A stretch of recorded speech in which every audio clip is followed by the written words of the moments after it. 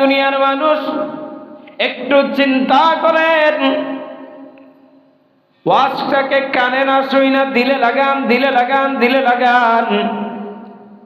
এই যে সময়, কত সময় নষ্ট করতেছেন, কত সময় গান বাজনা, কত সময় অহেতুক কাজে নিমজ্জিত হয়ে আছেন, কত সময় অন্যের গীবত করার মধ্যে নিমজ্জিত হয়ে আছেন, কত সময় মিথ্যা কথা বলার মধ্যে নিমজ্জিত হয়ে আছেন, কত সময় আল্লাহর গুনাহের মধ্যে নিমজ্জিত হয়ে আছেন।